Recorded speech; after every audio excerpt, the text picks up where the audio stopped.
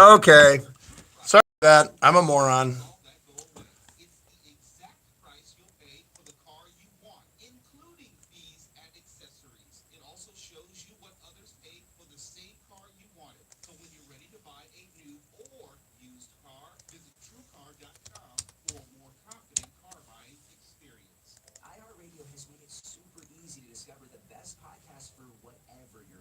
Ah, okay. Now we're good.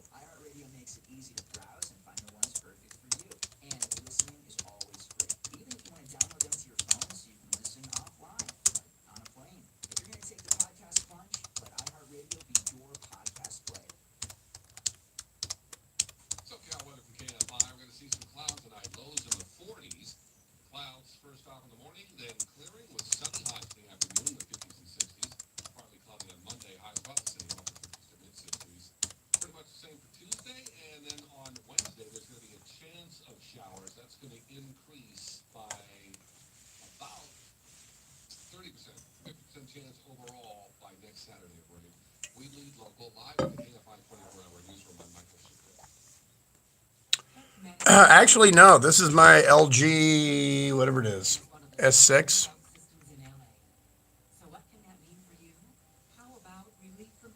I used to. I tried this in the past and it didn't work because our Wi-Fi is so suck ass here.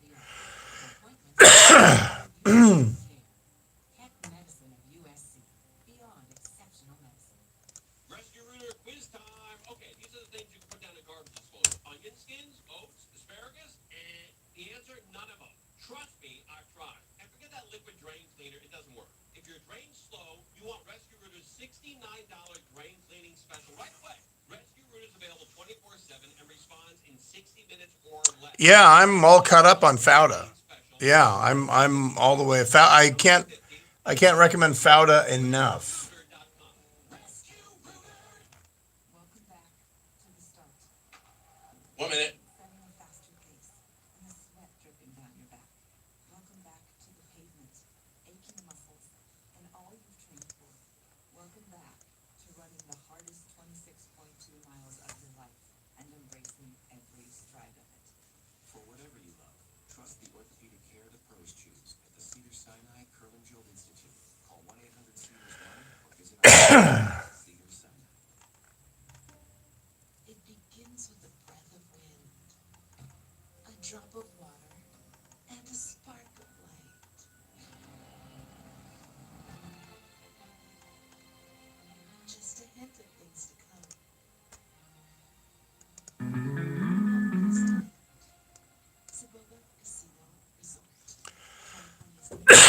Okay, that's more like it.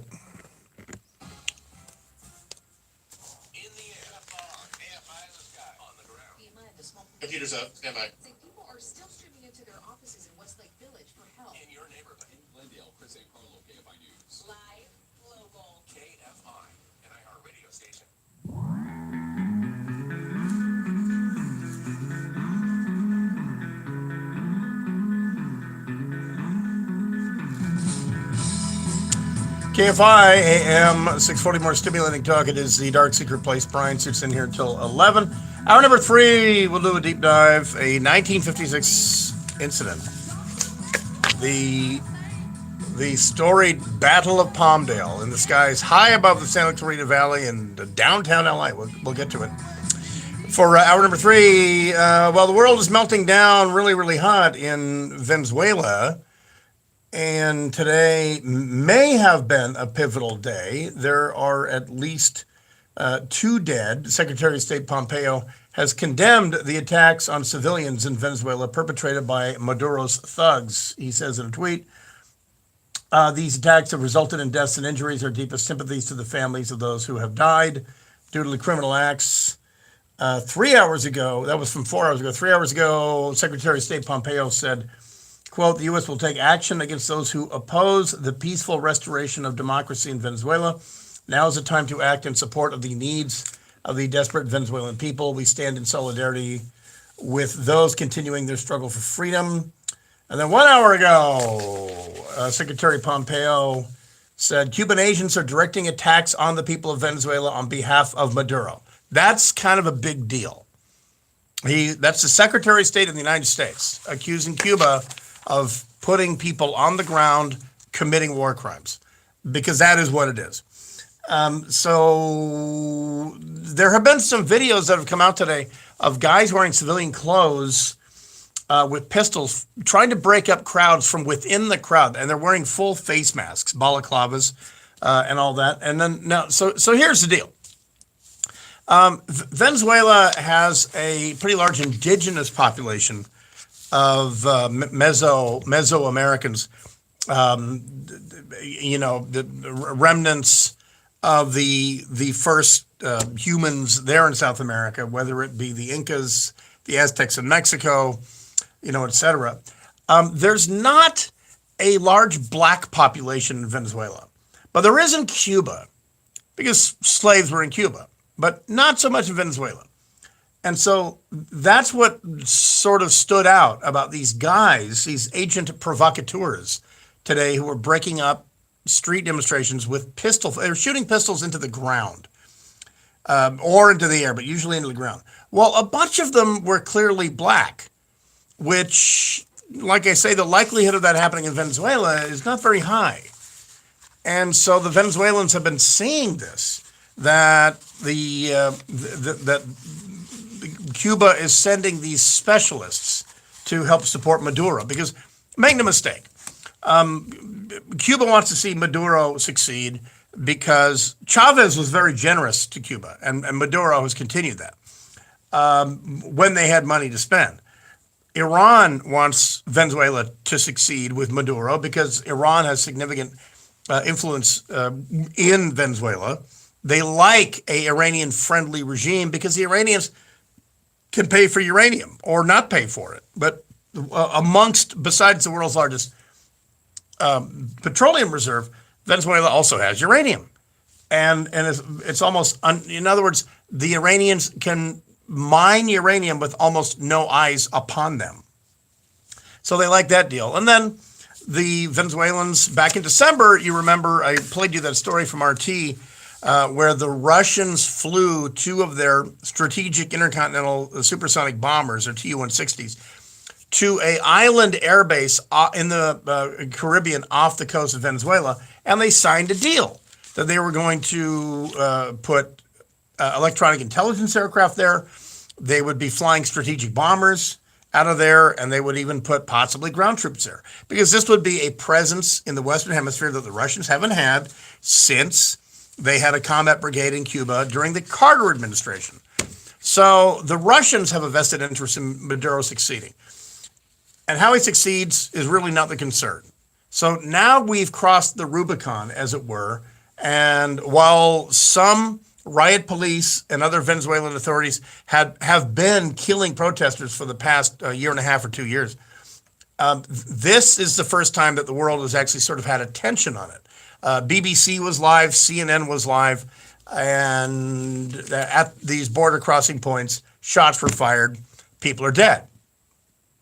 So the United States was probably with next week's summit in Vietnam on the front burner now, because now Kim and Trump are going to meet in Hanoi, and this is supposed to take the world's attention. All the cameras are supposed to be on that. Well, things changed today. Well, what we learned yesterday was that John Bolton, National Security Advisor, is not going to Vietnam. He's staying in D.C. because he's going to manage the crisis in Venezuela. Secretary of State Pompeo, last we heard, is going to Vietnam, and I believe is on a plane on his way there or something. But if this takes precedence, he will turn that plane around, and don't be surprised if the summit gets canceled. So what is going on is low level. As I looked at all the video that was available earlier today, I didn't see anybody above the rank of lieutenant who was defecting. The CNN has a video that I described of the national police low-ranking officers. In this case, most of them are female, and they're making a human chain, a human roadblock on this bridge going from Colombia into Venezuela, and they're being harangued by Venezuelans from the Colombian side. And it sounds a little something like this.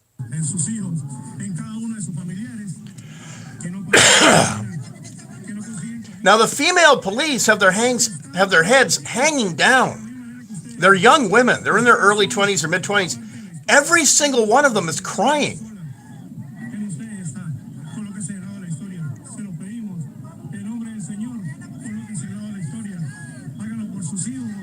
So it was these women. Marco Rubio tweeted out this piece of video early this morning. About an hour later, a couple of them had walked forward into Colombia and had defected.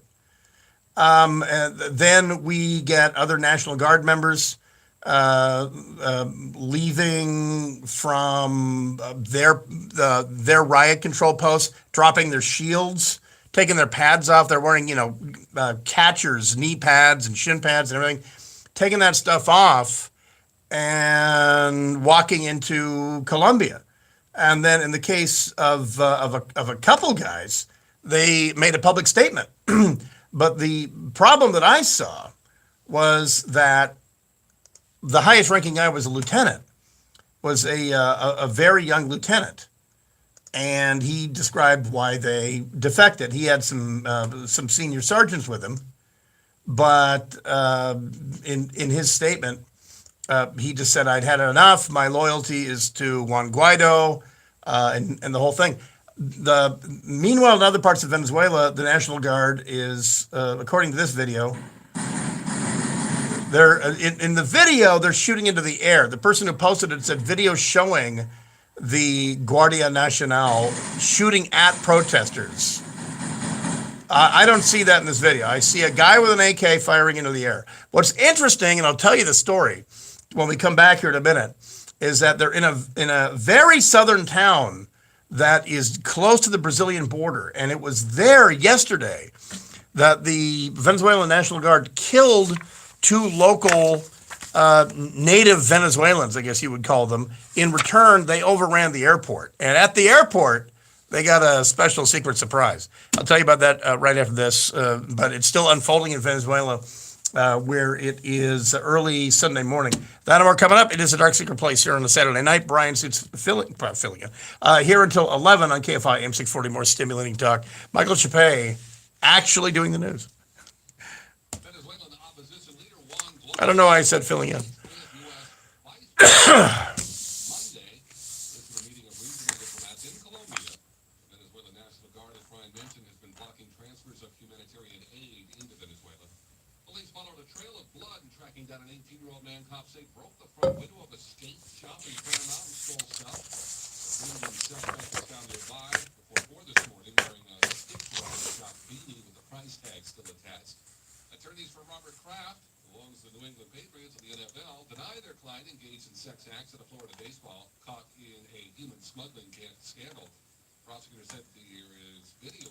All right, I'll be right back.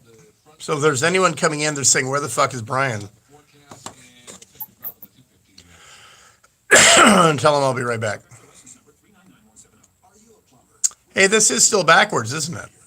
How are you seeing this, by the way? Are you seeing this backwards?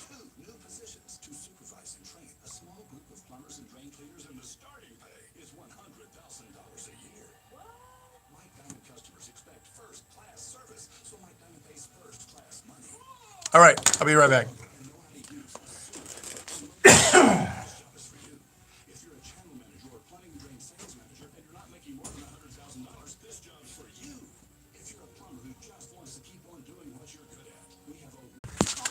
I don't know what happened.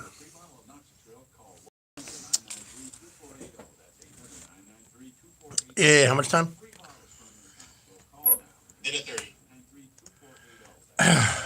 Yeah, sometimes it does that. Well, whoever said nothing is impossible is just wrong. I've been doing nothing for years. No big deal. And now you've got 5 reasons to do. Number 5. Get amazing gifts on Mondays in our Lunar New Year giveaway.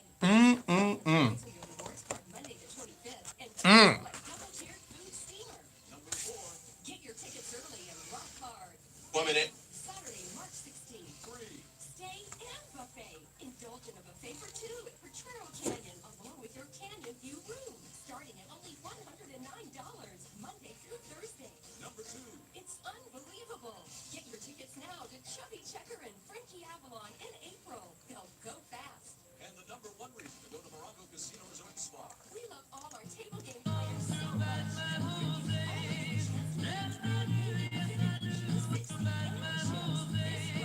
Morocco Casino Resort and Spa. Morocco. Good time.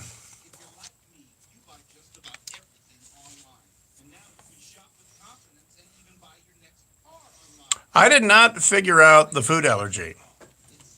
And I will not ever release the picture. In fact, when I've shown people the picture, I just go like that. I don't let them see it. But the reaction is the same. Everyone goes, what in the actual fuck happened? It's pretty funny. I did text the boss. I said, here's this picture. So if it's ever released, I know I know who did it.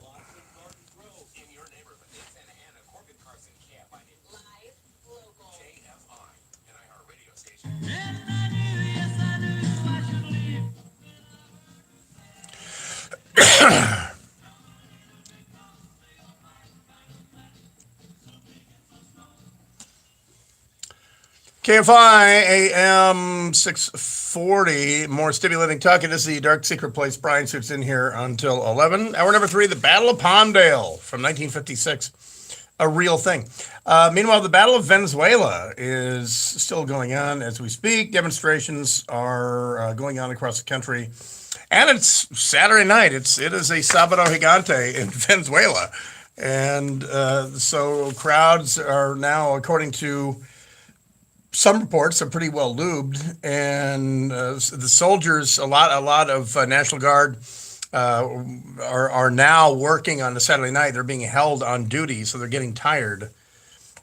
Tomorrow promises to be the same thing. Aid convoys are going to try to come in at one particular crossing, and there's video of it. I tweeted the video out. A Venezuelan National Guard guy. There's 3 aid trucks stopped on a bridge at a crossing from Colombia into Venezuela. And a Venezuelan National Guard guy. Now the bridge, and you have to know this, the bridge is physically Venezuelan territory on this particular bridge. They don't have a gate, or they don't do any of the confrontations right on the line because that would be further down the bridge closer to Colombia. So this was on Venezuelan territory, but a Venezuelan National Guard guy throws a tear gas grenade, a tear gas canister. It looks like a smoke grenade, but it's tear gas. So here's the deal. Bottom line about hand-thrown tear gas bombs, they are pyrotechnics. When you pop the thing, when you pull the safety ring out and the spoon comes off and it burns down, there's actually a flaming reaction going on in there. So if you throw it into a barn or whatever, you're going to light the thing off. And so anyway, this Venezuelan, he looks right-handed. He looks like a fastballing right-hander. He throws one into the first truck and it starts burning. And the aid trucks have flour. They have cooking oil. I mean, everything you need for a nice black fire. That's what it was. And another tear gas canister went into the third truck. Keep in mind, by the way, if you're wondering, where did these guys learn to throw? Felix Hernandez is a Venezuelan. Okay, the Mariners' legendary right-hander. There's lots of Venezuelan pitchers. And Miguel Cabrera. Thank you, Josh. Venezuelans can throw this. We're not talking about Belgians. We're not talking about French guys. The Venezuelans play a sport that requires distinct, exquisite eye-hand coordination called baseball, and they play it very well. And so this guy plants it. Boy, that thing dropped off the table. That was just a beautiful curveball. They owned the corners. And so that's how this started, these fires started. And so the Venezuelans have no interest in moving the wreckage. So now they have a ready-made roadblock for tomorrow. Are these defections spreading through the other armed forces? Evidently not. Number one, the Venezuelan army is not on their borders. The National Guard is. So is it spreading through the National Guard? So far, no, because Maduro has, and rather his chief of staff and his military people, have been advised, but I'm going to give them credit for being clever enough to think of this themselves, is they're trying to switch units out because they know that once you lose, once someone says, hey, where'd Miguel go? Hey, where did Felix go? Or whatever, and you know that guys have left because they don't want to be in this position where they're sitting there, stopping aid from coming in to feed their own brothers and sisters. I mean, literally, these guys know people that are starving. So this is a disease. This is something that can spread rapidly. Bad morale, if you're in a bad position like this, it can spread rapidly. So the Venezuelan armed forces are trying as hard as they can to rotate new units in there for tomorrow, but I don't think you're going to see a different result.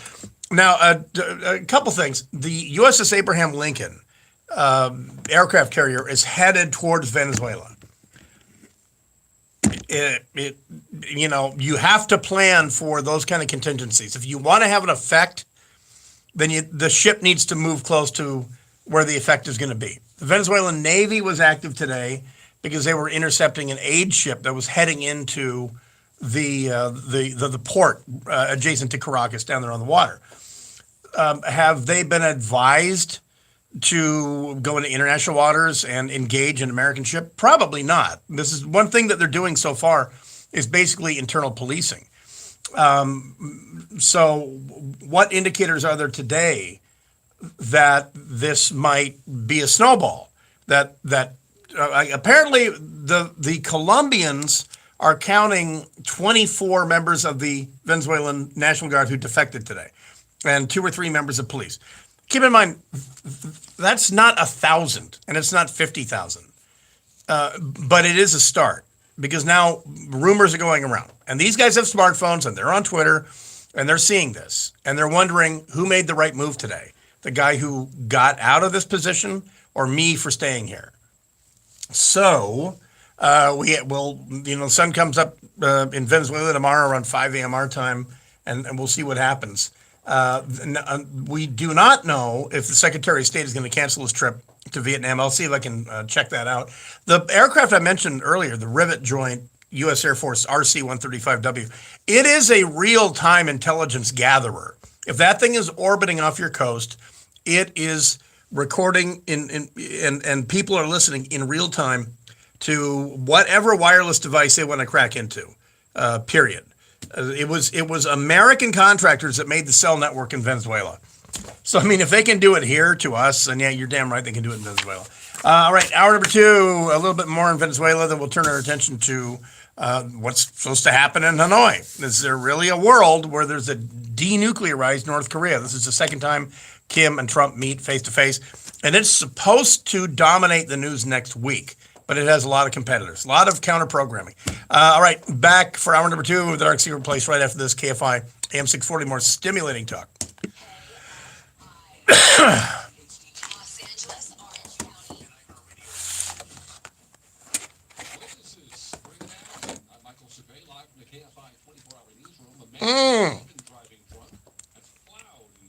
Yum.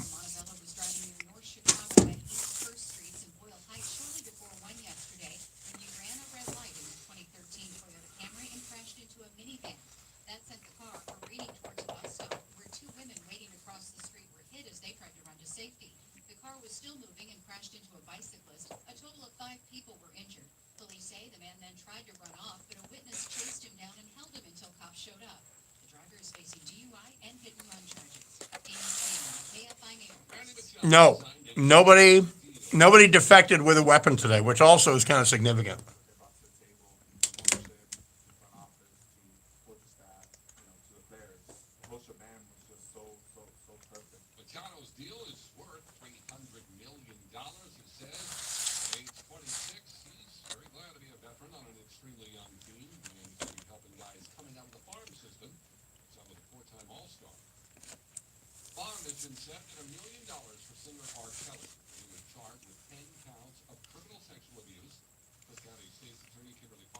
Yeah, there's not going to be any reprisals on the families because that would actually be worse than the defections themselves. Kelly told the victim to come to his studio. Robert Kelly told the victim after her dad dropped her off at school, she could take a cab to his studio. The victim followed Robert Kelly's instructions.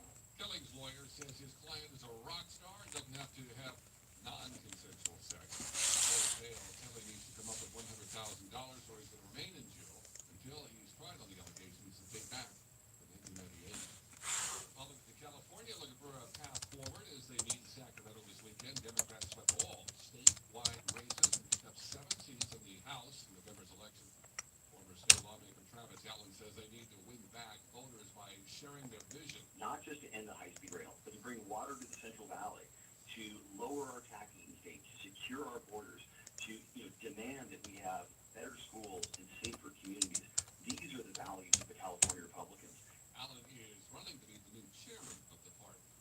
A memo released today calls President Trump's former campaign manager a hardened criminal.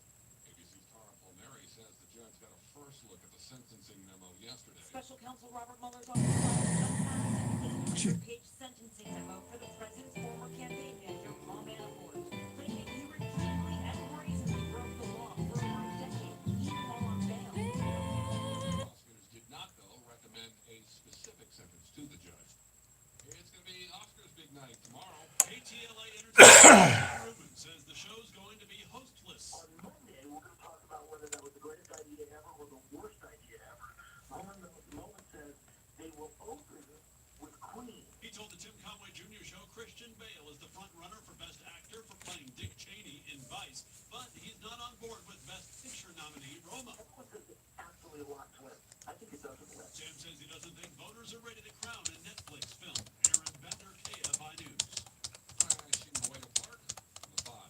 It is on the 5 southbound, right there at the 91. An overturned vehicle blocking the left shoulder. Traffic is stopped from Manchester. Trying to get through the city of Orange. We still have this crash on the 22 eastbound before the city drive. The 3 right lanes blocked with that one, and you're stopping to go back from Fairview. And about the slowest drive at this hour is near downtown on the southbound side of the 101. Nothing in the lanes there as you get out of Hollywood towards downtown. Just a lot of congestion. Also, same goes for the northbound 110 freeway, getting away from the 10 on up towards the 101. KFI in the sky. Let's get you there faster. I'm Will Fulshrider. Dry and mild. The forecast next. A couple years ago, this month in plumbers at Mike Diamond started offering drain stoppages for $99. 1 minute. Bubba's everywhere spat out their pocket donuts and took notice. Drain stoppage offers came out of the woodwork like cockroaches. One of these followers has 3 different stoppage prices, depending on the flyer or phone book you pick up. Get the same order, won't even quote you a price. Munster gets a bad rap. Normally, I like cheddar with my roast beef, The greatest form of flattery. You might ask yourself if Bubba's but I went with Munster Plumbers smell good. and the RB. Also, though, we're relentlessly background checked and drug tested. Not only are we licensed, but every single technician is registered with the state of California. I bet a bucket of soap and a case of deodorant. The public can't say that. My Diamond unstocked strains for $99. Find out more at thesmellgoodplumber.com. You can call us at 1-800-446-MIKE. Contractor license number 399. What's up? This is Mike Diamond, and I guarantee my plumber will show up on time and smell good. Your house call is free. Southland weather from KFI. Some clouds tonight, overnight lows in the 40s, and then tomorrow we'll see clouds first off, and then mostly sunny skies with highs in the 50s and 60s in the afternoon. Partly cloudy Monday, highs upper 50s to mid 60s. All right, your computer's up. And then by Wednesday afternoon, we're for about a 20% chance of rain to last through Friday. I'm president and you're not. Chance next Saturday. Right now, 50 in Brea, 47 in Lake Forest, 53 in Marine, 51 in Burbank. We lead local live from the KFI 24-hour newsroom with Michael Supre. I'm president and you're not. Dark secret place. This radioactivity is coming from Brian Suits on KFI. I would bomb the shit out of him. Dark secret place with Brian Suits on KFI. KFI AM 640, more stimulating talk. It is the Dark Secret Place. Brian Suits in here until 11 o'clock. Next hour, the Battle of Palmdale. Later on this hour, a quick little story prompted by this brand new book called Spearhead. I saw a story on Channel 7 in the news. The centerpiece, the guy that this book is about, turned 93 today. And so as he lives in Boston, and he was given a tank ride. But it brought up the story of one of the 2 American generals that died in combat, World War II. And details are in this book. Really very interesting, very lesser known, interesting story of World War II. Real quickly about Venezuela. So yes, U.S. Navy assets are moving forward to or south to the southern Caribbean, and then evidently more American aid is going to be flying into Colombia. And as I've detailed on with Handel on Tactical Thursday and last week, the psyops piece is still full court press. There are American Special Operations Command SOCOM assets who are native Venezuelans, who are naturalized American citizens in the U.S. military, and they are in psychological operations and they're in military intelligence. They have direct, intimate knowledge of how the Venezuelan military works. And these are the point men who are contacting some of, and they're working over, they're going to be working all night tonight, but they're in direct contact with certain senior members and junior members of the Venezuelan armed forces, including the National Guard, who are on the border, National Police, etc. And their number one message to them is, if you engage, if you know it's 2019, if everybody has a high definition camera in their hand, if we catch you on video following illegal orders, we're going to find you. We can grab you in your sleep and we're going to drop you right into the middle of The Hague. You are going to be a war criminal. And if you don't know this, here's how the international law of war works.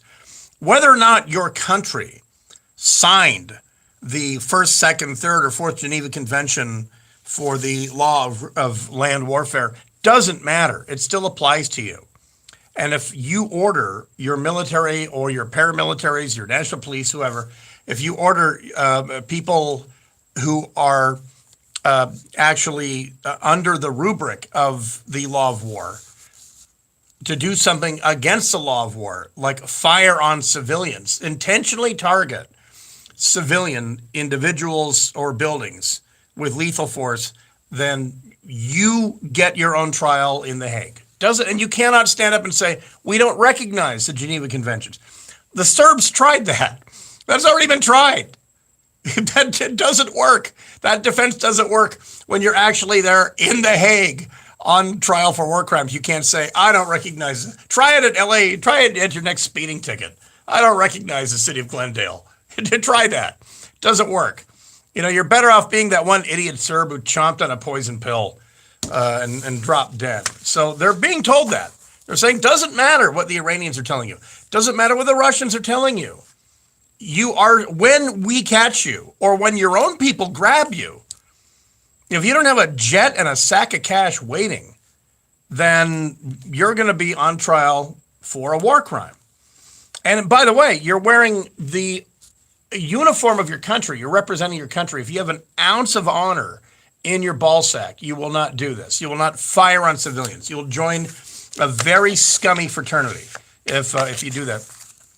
So that to what effect, I don't know. I haven't seen any effect of it today, except that because keep in mind what was going on at the border in Venezuela. The reason those guys, the Venezuelan National Guard and the National Police, the reason why they all defected without weapons is because none of them have weapons. The reason being, they want to absolutely make sure that there's no mistakes about the rules of engagement. Because if the guys on those bridges fire at the crowds in front of them, they're literally shooting into Colombia.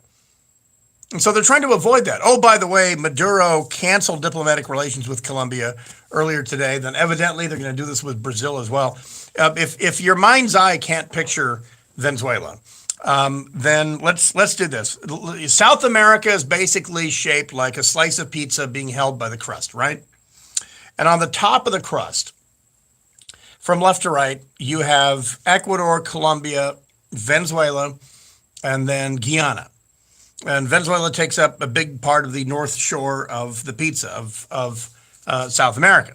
Many, many islands out there that are Venezuelan territory, but to their west is Colombia. So from the Caribbean down into the Amazon for several hundred miles, very rugged jungle, is Colombia. Then Brazil takes several hundred miles, and then it's left with Guyana all the way up to the Atlantic. So that's roughly, your Venezuela. At that Brazilian Venezuelan border, there's a town where 2 days ago the Venezuelan National Guard fired on a crowd. The town is 90% indigenous. Most Venezuelans track their ethnicity back to Spain and many to France. There's many Heinrichs and Jacobs in Venezuela for some reason. They showed up in the late 40s. But by and large, Venezuelans ethnically are Spanish. Well, down closer south, closer into the Amazon basin, there's many indigenous tribes, many languages, etc. So at this one border town, they fired on this crowd of civilians who happened to be primarily from this one tribe. They immediately overran the National Guard base at the airport. The National Guard fled, dropped their weapons, ran away. Oh, by the way, at this airport is one of the state-of-the-art Russian S-300 surface-to-air missile sites. And so these guys, when the dust settled, this native tribe found themselves in possession of a Russian long-range anti-aircraft missile site that we very much would love to get our hands on and check out. But the Venezuelan Army guys, National Guard guys, just left it unguarded there at the airport. Well, today, that firing that I was playing for you, that's what that was. They're trying to break up the crowds or something. Like I say, I only saw video of firing into the air. I did not see today widespread defections by, for instance, entire units. So at this point in the Iranian Revolution, you did get guys, onesies and twosies, going over to the Ayatollah's side. The next big indicator is probably going to be tomorrow and Monday. Will entire units defect or larger groups of people? So far, the Venezuelan army, by the way, doesn't have anything to do with these protests. They're in their barracks. They're in their garrisons. They have currently no orders, and all the internal policing is being done by actual federal police and the National Guard. When the army starts moving out of their barracks, you will hear it on Twitter. You'll read about it on Twitter, and that will mean that something is up. One of two things is happening. There's a coup and Maduro's out, or the army has decided to dive in with both feet and back Maduro and start firing on their own people. All right, when we come back, the agenda for the Vietnam summit, North Korea and the United States, hasn't been set, but I'll tell you what we know so far. It's the 23rd to the 26th, so the president will be traveling very soon. I'm sorry, the 26th. So the president will be traveling very soon. I'll give you the agenda and what Trump hopes will happen right after this. It is the Dark Secret Place. Brian Suits in here until 11. KFI AM 640. More stimulating talk. Michael Chappé with the news. The diplomats are staying in the embassy. All non-essential personnel and family, remember, were moved out about a month ago. Nom, nom, nom, nom.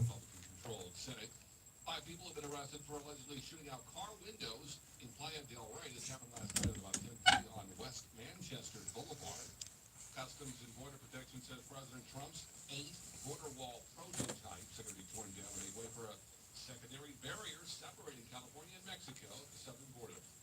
Let's check out your still dry forecast and some trouble on the 101 next. Hello? Hi, Christina. I'm a helpful Southern California Honda person, and I'm calling to give you a random act of helpfulness. Oh my god, that's so amazing. We heard you could use some help with a move. Should my family have to move next month? Me and my boyfriend are both disabled Marine Corps veterans, and I can't lift very heavy objects. I take care of my younger brother. We're all in school full time. We don't work. Well, Honda's like help. So amazing. Not a whole lot of news going around in the world. Sometimes it's nice to have you guys there to help. Today you're veterans move, and we can help you too. Usually when Kennedy comes out to LA, she's kind of on private time. And Honda was named 2019 Best SUV Brand by U.S. News and World Report. So we always get together out in Santa Monica and party. But usually on a Sunday, she's flying back to New York. You see clearing by the afternoon hours, sunny highs in the 50s and 60s. Right now, slow calming side as you head towards downtown, basically starting around, looks like Santa Monica Boulevard, making your way south. Yeah, it's going to take a little extra time. Meanwhile, some other things going on in Buena Park. A big mess on the 5 southbound at the 91. An overturned vehicle blocks the carpool lane. Traffic is jammed up there, basically from Manchester Avenue on that 5 freeway southbound. If you're trying to get through Commerce, 2-car crash in the number 2 lane on the 5 freeway southbound at Atlantic. That has been brakes from the 710. And some slow traffic on Wednesday with 5 right hanging on Highway 126. Sponsored by Think It Up. KFI in the Sky helps get you there faster. I'm Will Polschreiber. I'm Nick Jonas, and I'm here to tell you about Think It Up, a new initiative to activate student-powered, teacher-led learning projects. Students and teachers, how can you spark great learning experiences in your classroom today? Join us at thinkitup.org. If you're looking for smart ways to save money, head to Ralph's for the Buy 5 Save 5 event. Just choose from a great selection of participating items. And when you buy any 5, you'll save $5 instantly at checkout. Take home select favorites like Kroger brand shredded cheese, Kellogg's Frosted Flakes, Doritos Nacho Cheese Chips, and more. Just visit Ralphs.com or the app for details. The Buy 5 Save 5 event is happening now at Ralphs.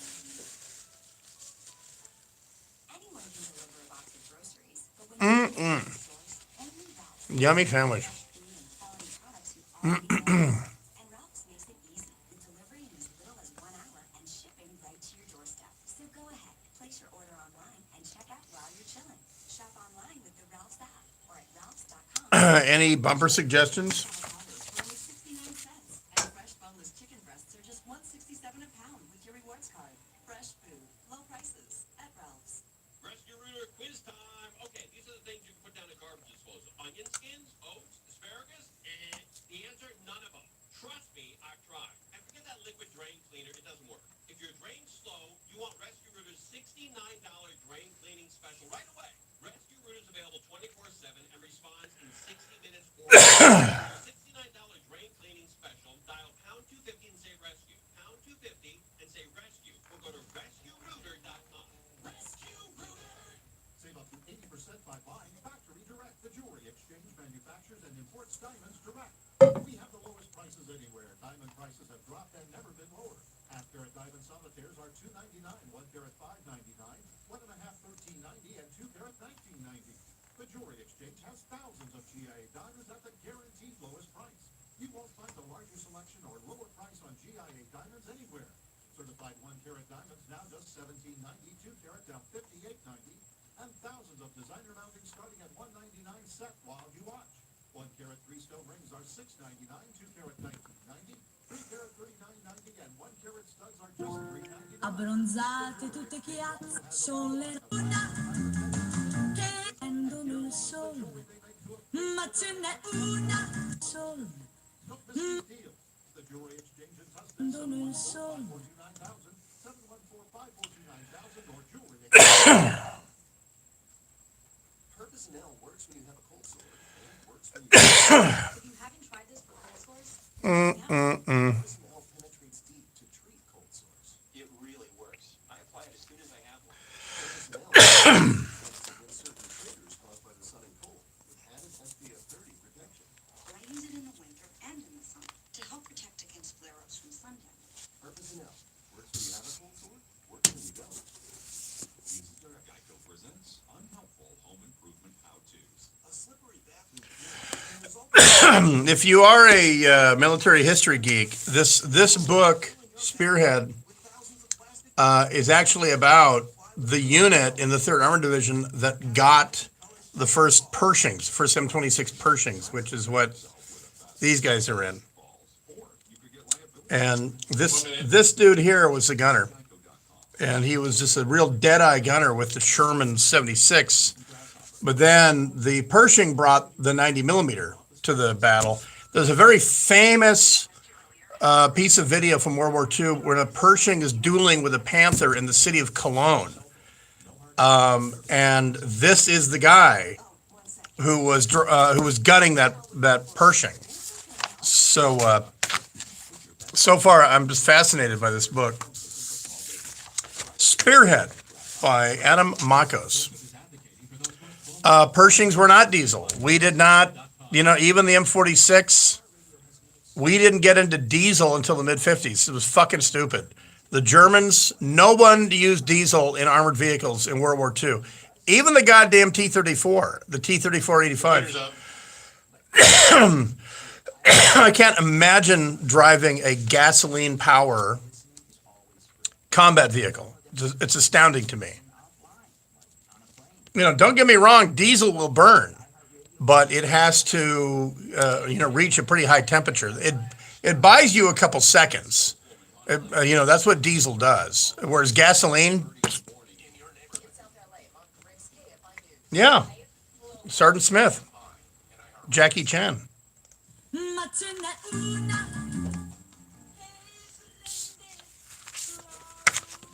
But if you knew that, you would know his name. Loco Boy.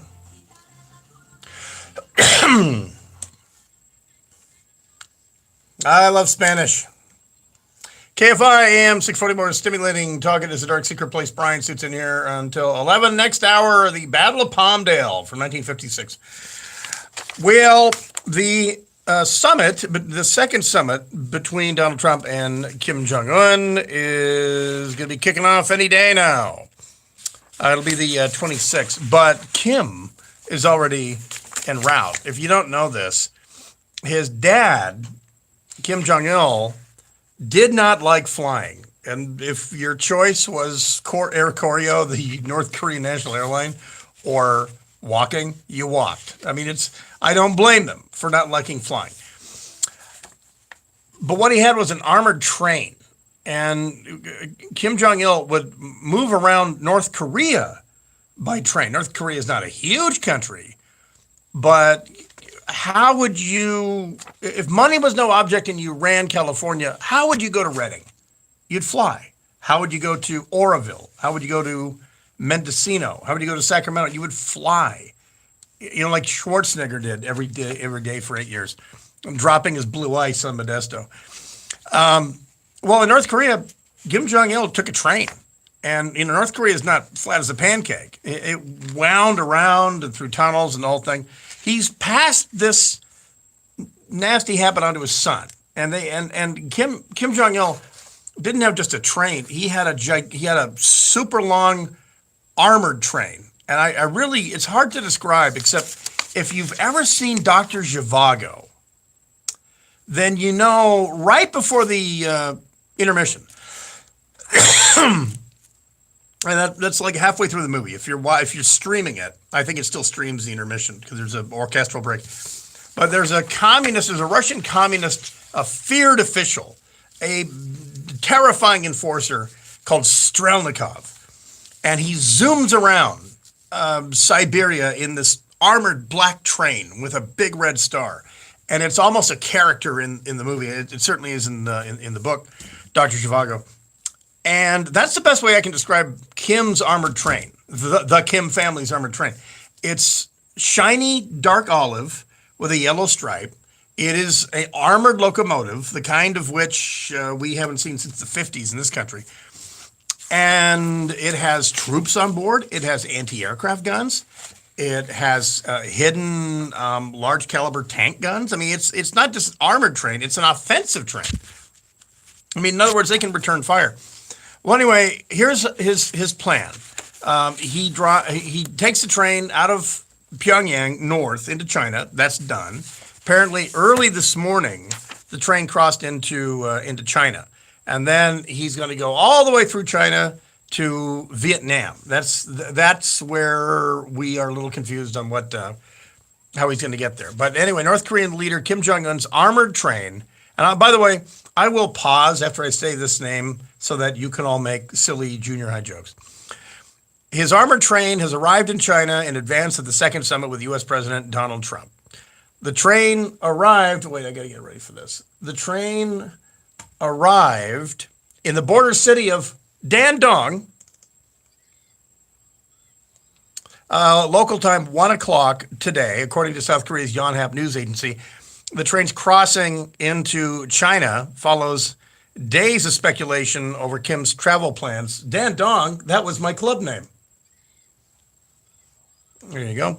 The Vietnamese Foreign Ministry announced on Saturday that Kim would pay an official visit in the coming days before the summit, although no details were released. So he's effectively zooming through China. The Chinese are not, by the way, miffed about the fact that the Vietnamese are taking center stage on this one, and they're doing it with the Chinese blessing. So anyway, the target date is that Kim's supposed to arrive in Vietnam on February 25th, meaning that today, supposedly, he is meeting with Chinese officials that are going to travel with them. I'm assuming that the Chinese officials must have jumped on Dandong. And then they'll be getting off at the Vietnamese border. Anyway, North Korea state media has yet to confirm Kim's trip to Vietnam. In other words, they haven't even confirmed that the summit is going on. So next step, security was tight before the train's arrival. Guests at a hotel facing the rail bridge from North Korea were suddenly asked to leave on Friday and told it was closed all day today for impromptu cleaning or something. So windows on the train were blacked out. Sources say only headlights turned on as it crossed. Several sources told the AFP news agency that Kim was expected to arrive in Vietnam by train and that he would stop at and again, this is from the story. He would stop at the Dong Dang train station near the China border, then driving to Hanoi. So at the at the North Korean Chinese border, he stops at Dan Dong. And then the next stop on the Vietnamese Chinese border is Dong Dang. So it is, you know what, this is dongs all over the place. On Saturday, soldiers were deployed to Dong Dang and along the road to the capital, according to AFP reporters at the scene. Vietnam is going to close a road. So the word is that at Dong Dang, he gets off the train, which originally stopped at Dan Dong in China. Now it's stopping at Dong Dang. And he's going to drive, he's going to motorcade 170 kilometers to Hanoi from the Chinese border. Let's call that 140 miles. So a long motorcade on Vietnamese roads to Hanoi from Dong Dang. Dong Dang, that's what people say when I get undressed. Okay, these are just too easy. So anyway, the agenda is not quite set, except that all we know is Trump thinks that at the end of this thing, there's going to be progress towards North Korea giving up the one thing that will guarantee that the regime will never be changed. The likelihood of that is, well, dang. It's pretty dongy. I don't know. When we come back, a Coast Guard lieutenant. I was unaware they knew which end the bullets came out of, but accused of planning a massacre, a political massacre. Right after this, it is the Dark Secret Place. Brian sits in here until 11. KFI, AM640, more stimulating talk. Michael Trepay with the news.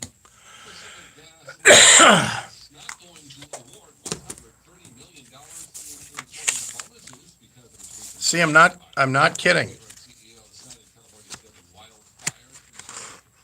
There's Dan Dong.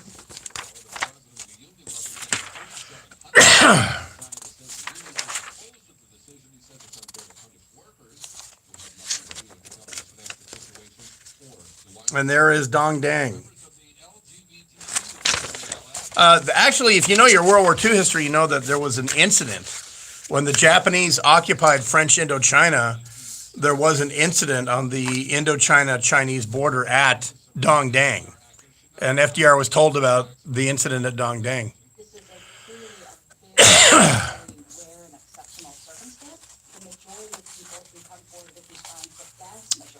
Dong Long is in Nepal. Dumbass.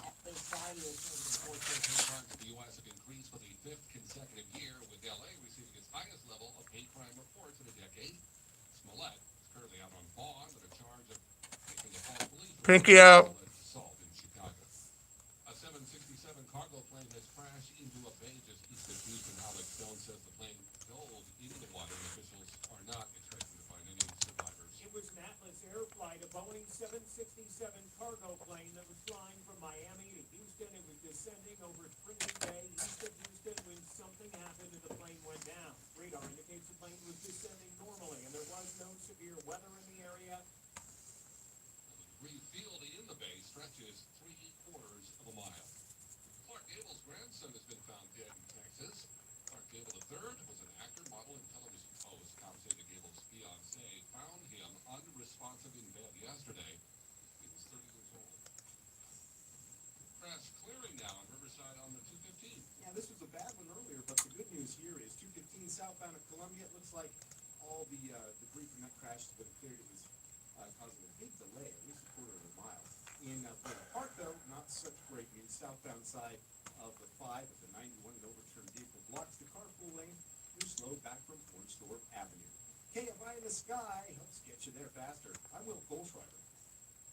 HelloFresh is all about high-end gourmet meals that you prepare at home, and it's under $10 a serving. HelloFresh takes the guesswork out of cooking, offering a wide-ranging menu with meals like balsamic fig chicken, lobster ravioli and shrimp, even vegetarian options like chickpea tinga tacos. And they deliver it all to your doorstep, pre-measured, so all you have to do is follow the recipe. It couldn't be easier. It's actually fun to cook. My daughter's a foodie, and we love doing this together. HelloFresh is America's #1 meal kit. It typically takes 20 to 40 minutes to prepare a legitimately high-end meal. I pay more than $40 per kit like this in gourmet restaurants. And remember, this is under $10 per serving, and the portions are very generous. For $20 off your first 3 boxes, visit HelloFresh.com/handle. That's HelloFresh.com/handle. Total of $60 off. Visit HelloFresh.com/handle. SoCal weather from KFI is going to turn cloudy for the overnight hours. Lows in the 40s. We'll see clouds first off in the morning. Then sunny afternoon skies with highs in the 50s and 60s. Partly cloudy on Monday, just as warm, pretty much the same for Tuesday. And then we get a slight chance of rain kicking into the forecast Wednesday afternoon. And then by Saturday, the chance of rain goes up to 50%. We lead local, live from the KFI 24-hour newsroom by Michael Stewart. Keck Medicine of USC is nationally ranked in 9 specialties and is one of the top 3 health systems in LA. So what can that mean for you? How about relief from pain, the energy to get active, more time with the ones you love? That's the Keck Effect, award-winning care for endless possibilities. Learn more at keckmedicine.org. You mean like Taiwan? No. Call 800 USC Care.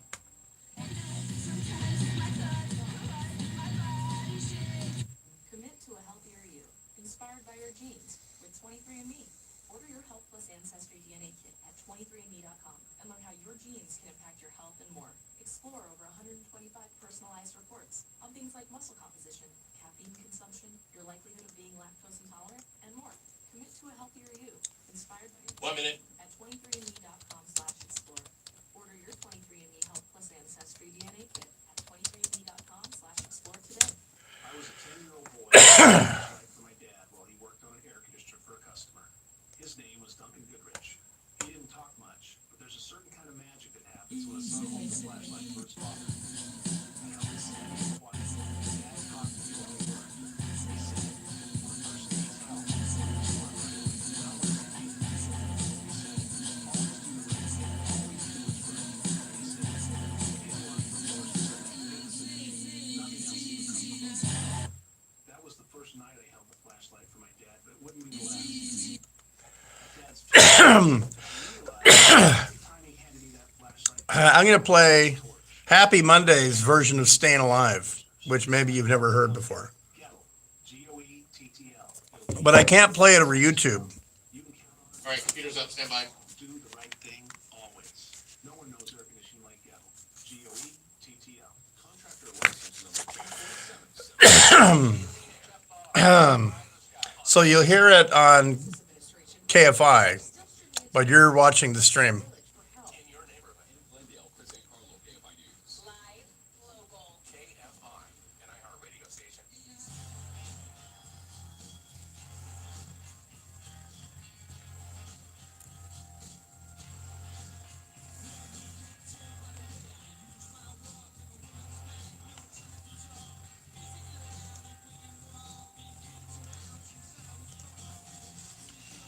KFI, AM 640 more stimulating talk. It is the Dark Secret Place, your weekly look at the world melting down. And yeah, Venezuela's melting down. The melting will continue tomorrow. Now on to, as we were just talking about, the DPRK USA Summit kicking off here on the 26th in Hanoi.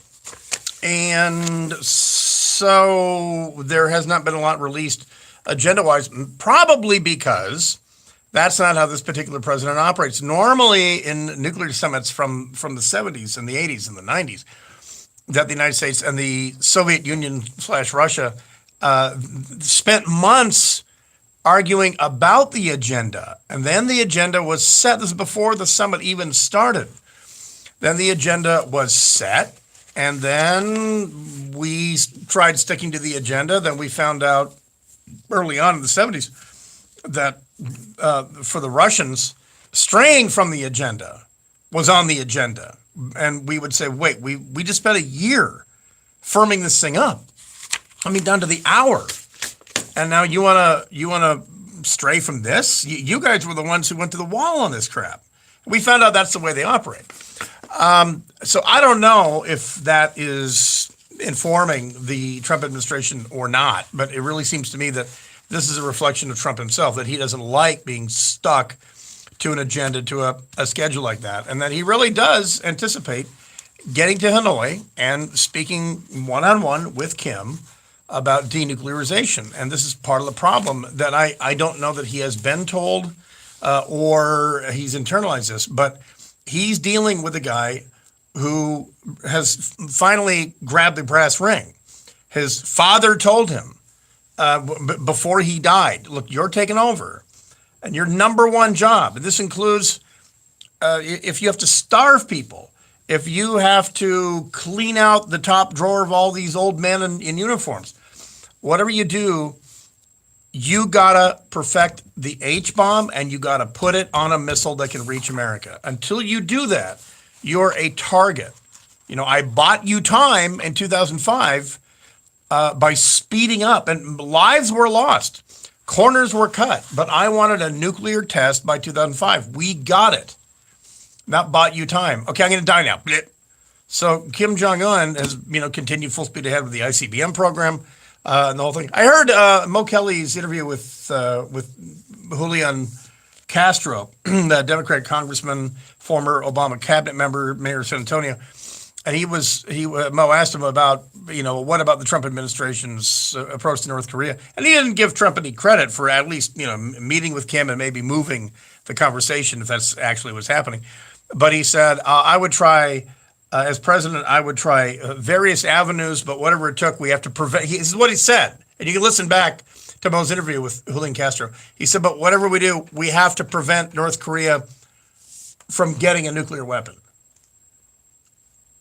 Now, I don't know what newspapers he reads, and I don't know what news outlets he uses, but I do have I have 13, no, not 13. Yeah, I've got a 13-year-old news for him. I mean, the news is a teenager. They've had nukes since 2005. So anyway, there's that. And so I know Mike Pompeo's no fool, and I know that Mike Pompeo, who actually studied deterrence theory at West Point, he understands the North Korean position, that there is nothing you can offer the North Koreans to make them give up this trump card. The best I think the United States can do, and frankly, I would call this a victory. First of all, I wouldn't have promised to denuclearize North Korea. I don't think the average Iowa voter really understands the difference between a nuclear or denuclearized North Korea. To be cynical and honest and just blunt and objective about it. What I would have said is we will reach an agreement with North Korea that guarantees that they will never be considering using nuclear weapons. We're going to make it clear to them that will be the last decision they make. And that I would have lived with that. That's fine. That's something Obama never did, and Bush never got to that part, but it was on Bush's watch that they did test a nuke, because that's the best that you're going to get out of them. Now, what would a good agreement look like? Well, the North Koreans have been dangling a peace treaty for to replace the armistice. Effectively, there's a beefy ceasefire on the peninsula ever since the end of the Korean War, which never was a war, right? And so the North Koreans have been dangling the possibility of accepting that as a publicly declared guarantee from the United States that we will not strike them first. There won't be a regime change and the whole thing. I definitely see a value in signing the symbolic. It's been a de facto peace agreement since 1953. So I see the value in getting them to sign something. And then you could make the case to the North Koreans, listen, we actually are a little skeptical that you can put a warhead on that missile that will make it to the east coast of the United States. So we'll tell you what, we'll take you seriously if you let us see this stuff. If you let us see where this stuff was developed, we'll wear blindfolds, okay? You can drive us in a blacked out car. We want to see that, and we want to see the missiles. If you show us, if you prove to us you have this, we will believe you. And then we'll make the case that you don't need 50 of them and you don't need 70 of them. You're not going to make 3,000. But we have 6,000. We have 6,000 nuclear weapons, okay? And all you need in reality is 5 or 10. Why don't you declare a cap to the nuclear weapons that you're going to make? And then we can live. Look, we're living with Pakistan. Pakistan and India are living with each other. Pakistan was chasing India's nuclear achievement for years. Now they've caught up to them. And look, deterrence works. We believe in it. But and this is a big incentive, by the way, you would say, we'll sign a peace treaty if you agree to cap your nuclear arsenal at 20 missiles and 20 warheads. And if you do that, we will tell the Japanese and the South Koreans there's no need for you to develop nuclear weapons because we got your back. We will treat an attack on you as an attack on the United States. Because that's big leverage. It hasn't been spoken about here in the United States, but the North Koreans actually know that they may have unwittingly set off a nuclear arms race in the Western Pacific. The Japanese could have several hundred nuclear weapons 10 years from now, between 5 and 10 years from now. We have so many nuclear reactors. And yes, you can use that to enrich uranium. So anyway, this is all guesswork on my part. I have not seen anything like an agenda. This starts on the 26th. This is whenever Kim's train goes through the Dong, and then he'll be in Hanoi, and there'll be dongs aplenty, I'm sure. All right, when we come back, one of the 2 American generals who died in combat in World War II, the story of General Maurice Rose. Right after this, on the Dark Secret Place, Brian Suits in here till 11 KFI AM 640. More stimulating talk. Michael Chapé with the news. Solenax, last one.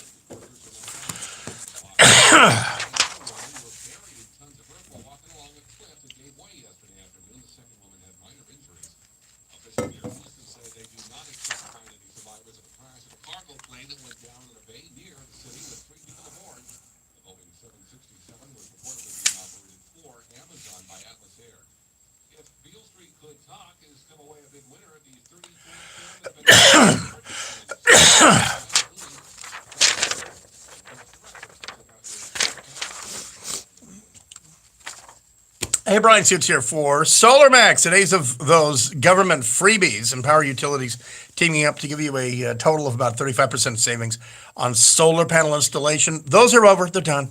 But SolarMax is picking up where the government dropped you off. SolarMax is so committed to making solar affordable for everyone to get those panels on your house with no money down. Well, they're making up for the lost incentives with their own. They're calling it Solar for All. Through the end of the month, February 28th, SolarMax's Solar for All rebate is giving ye your last chance to save up to 35% on solar panels. SolarMax can do this. They can match the expired incentives because, well, the boss walks down the hall and he sticks his head into the in-house financing department and he says, hey, let's offer what the government was offering till the end of February. And it's a done deal. They don't outsource anything to Florida. It's right there in Riverside. That's also where the roofers are that install it. And then, oh, by the way, the factory that makes the panels is there in Riverside. So you're buying American and you're helping employ Americans.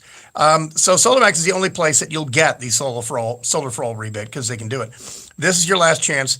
Do it by the 28th. Call now, pound 250, dial pound 250 on your cell phone, say SolarMax, or at your leisure, go to their website, solarmaxtech.com, read the details at your own time.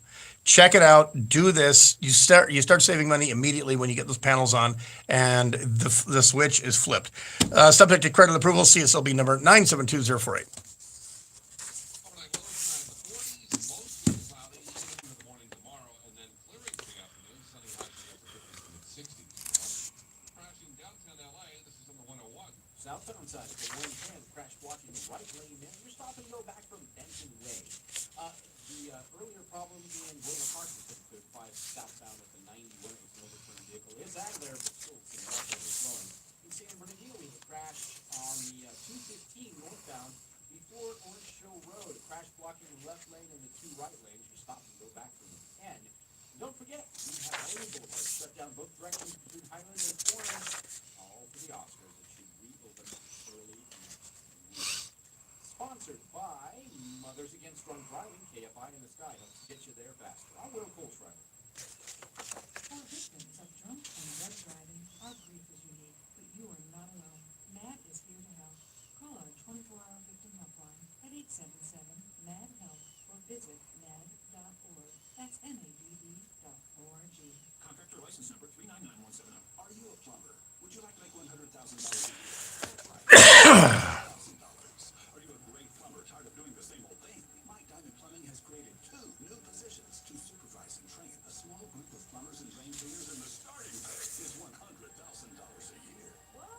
My Diamond customers expect first-class service, so My Diamond pays first-class money. If you're a great plumber and know how to use a sewer camper and rotating equipment, this job is for you. If you're a channel manager or plumbing drain sales manager and you're not making more than $100,000, if you're a plumber who just wants to keep on doing what you're good at, we have a wonderful job for you too. Even if Hey, we haven't been disconnected in an hour and 14 minutes. everyone wants to hire My Diamond Plumbing, so we have lots of positions that need to be filled immediately. Are you ready to begin a happy summer job? Go to jobs to begin the adventure. MyDiamond.jobs. Small business owners sometimes go broke. My first business startup in the 80s was a fledgling startup story. Credit cards were maxed, car had bald tires, house had broken windows, and my employees got paid before I did. But my diet of hot dogs and mac and cheese was to die for. Hi, I'm Mike Capel, founder and CEO of Patriot Software. My business startup was messy. Actually, I was broke. My wife and I lived on fumes for 4 years. To escape our financial reality, we played board games and dreamt of someday owning our own boardwalk and park place. That's why I created my 5th successful company, Patriot Software, to help small business owners do their payroll without going broke. And if you need help, we will help you for free. Go to patriotsoftware.com and enter promo code RADIO, and I'll give you 2 months of payroll processing free. That's patriotsoftware.com. Hey, look, Erwin, that guy's dragging his old mattress to the curb to throw it away. What's wrong with that, Larry? That old mattress is worth lots of money. Says who? Me. Because during Sinsig's 4-day trade-in sale, we can get up to $500 in cash towards the purchase of a new mattress. I'll make a quick U-turn and tell them. Hey, don't throw away that old mattress. What? Because during Sinsig's 4-day trade-in sale, I'll pay you up to $500 in cash towards the purchase of a new beauty rest, Sealy, Serta, or King Coil. Up to $500 for this worthless old mattress? Yep, plus with your good credit, buy today and sleep interest-free for 24 months with your minimum monthly payment and get free local delivery. Wow, thanks, Larry. Good thing I made a U-turn, Erwin. Make another U-turn to the cemetery, because you're killing me, Larry. Trade in your lucky old mattress for cash.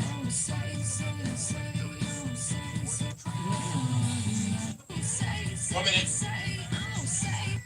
Watch the Oscars live and cable free. The best way to stream television. YouTube TV. Try it free. $100 a serving. HelloFresh takes the guesswork out of cooking, offering a wide-ranging menu with meals like balsamic pig chicken, lobster ravioli and shrimp, even vegetarian options like chickpea tinga tacos, and they deliver it all to your doorstep. All you have to do is follow the recipes. It couldn't be easier, and it's actually fun to cook. My daughter's a foodie, and we love doing this together. HelloFresh is America's #1 meal kit.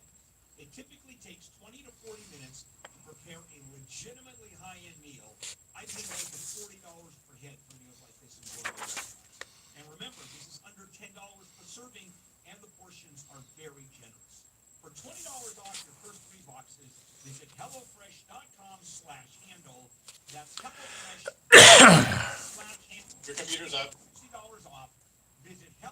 Flash.com/handle. Over to the right shoulder on the ground. Police say the ex-teacher ran into a couple of teens at a parking lot in Garden Grove. In your neighborhood, it's an Anna Morgan Carson KFI. KFI, an iHeart radio station.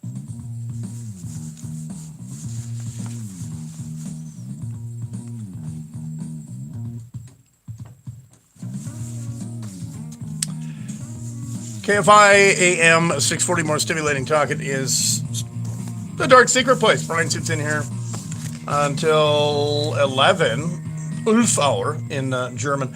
Tomorrow night, by the way, we'll continue with the Venezuela updates, because tomorrow is going to be another day of chaos at the border points of Venezuela.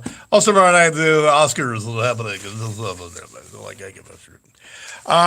Well, so this was disturbing. One of our own, you could say, in American uniform, Coast Guard Officer Lieutenant Paul Hassan, former Marine, Army National Guard. He went to Coast Guard Officer Candidate School, and because he's an older 03, he's 49 years old. So he got commissioned kind of late, but anyway, the Coast Guard lieutenant apparently planned a mass murder, or as much as he could do. Federal prosecutors say in a court filing they called Lieutenant Christopher Paul Hassan, arrested yesterday on gun and drug charges, a domestic terrorist, a self-described white nationalist who intended to murder innocent civilians on a scale rarely seen in this country. I mean, to be brutally frank about it, I don't know what large gathering he was going to target, because he had like a spreadsheet. Not only was he using his Coast Guard computer, his classified computer, but he made a spreadsheet with names like Chuck Schumer, Nancy Pelosi, Joe Scarborough from MSNBC, and all that. And I don't know what the purpose of that was, because there's not an occasion where they're all going to be in one place.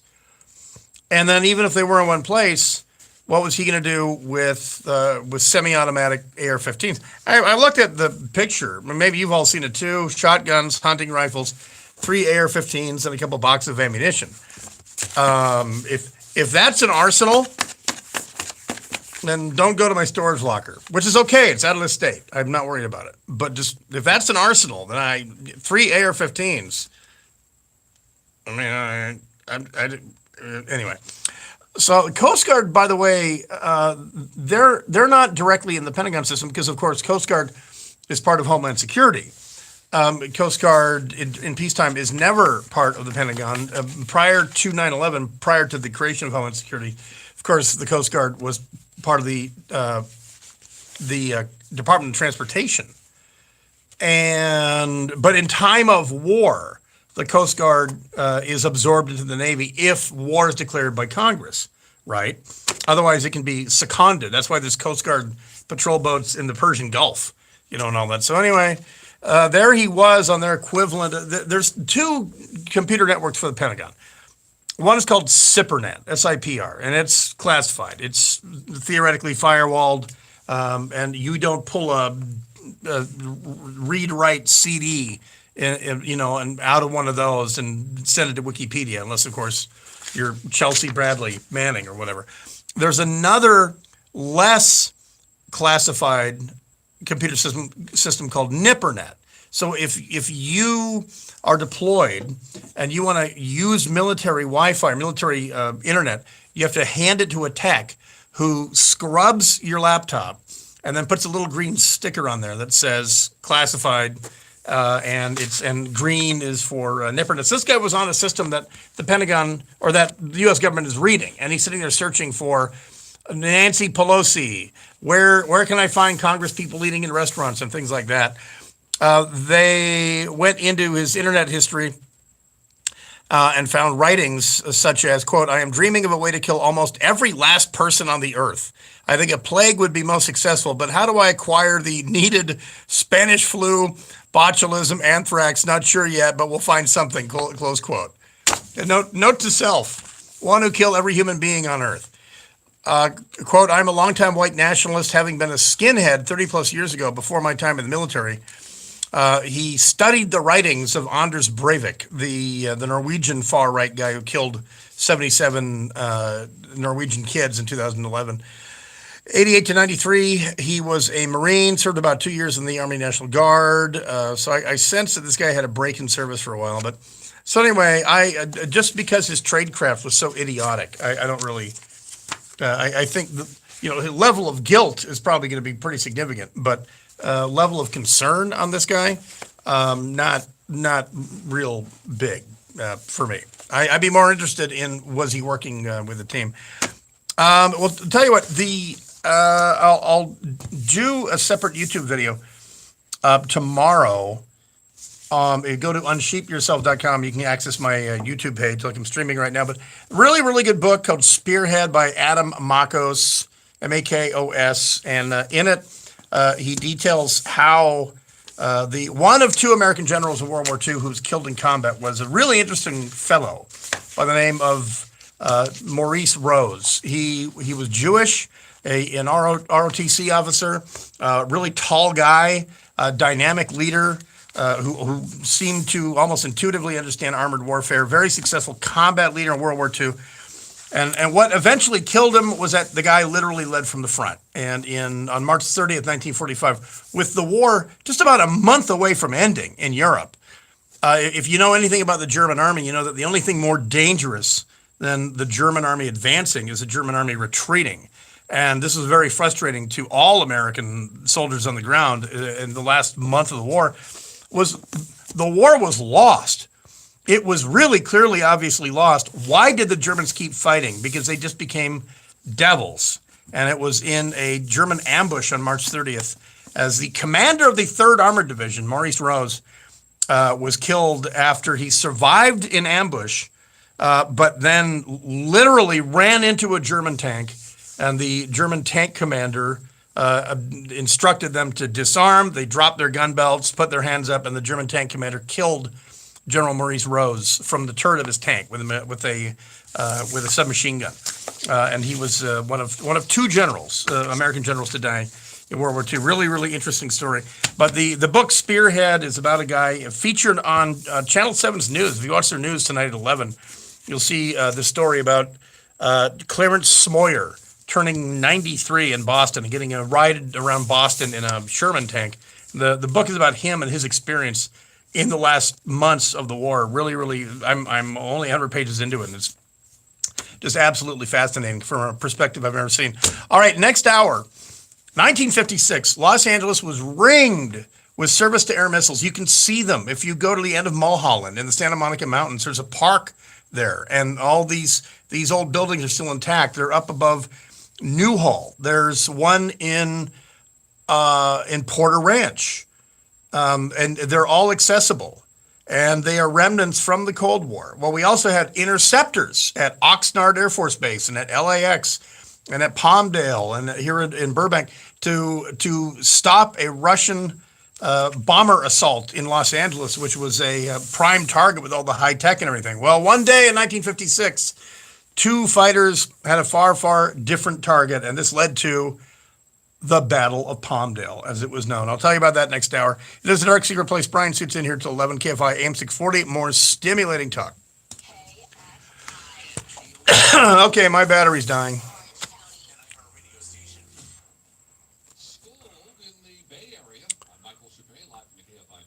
Oh, it's going to be I Hate Trump. It's going to be the entire thing is going to be I Hate Trump. Yeah, that's going to be front and center tomorrow night. I mean, that's pretty local. I'm not going to read the lurid description of... That's the society we live in now. If you whine enough, you'll get your way. I love that she shut them down. Yeah, I love that Dianne Feinstein... Get off my lawn, you little shits. I love that Dianne Feinstein shut those kids down.